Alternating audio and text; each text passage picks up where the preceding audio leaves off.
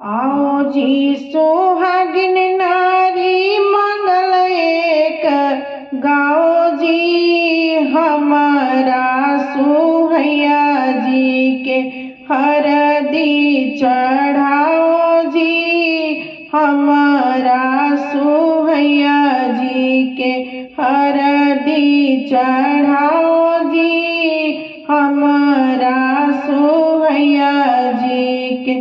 किया हरदी उपजे लगाया गजाधर जी, किया हरदी उपजेला बाबा के बारी जी, किया हरदी उपजेला बाबा के बारी जी।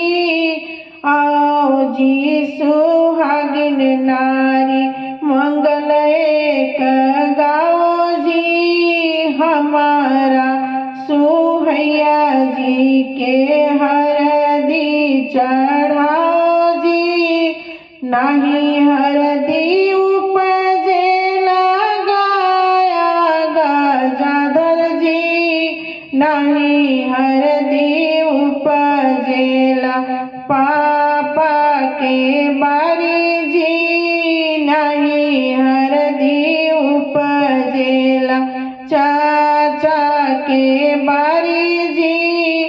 इहो हरदिया कोई न ले आयो जी, आओ जी सुहागिन नारी हरदी लगाओ जी, आओ जी सुहागिन नारी हलदी चढ़ाओ जी, आओ जी सुहागिन नारी मंगल एक गाओ जी, हमारा सुहैया जी के हरदी चढ़ाओ जी।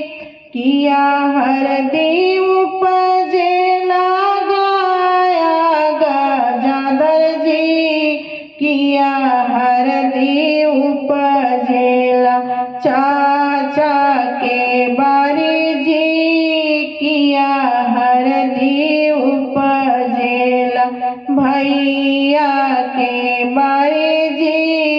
नाही हरदी उपजेला गाया गजाधर जी, नाही हरदी उपजेला पापा के बारी जी, नहीं हरदी उपजेला भैया के बारी जी, नहीं हरदी उपजेला।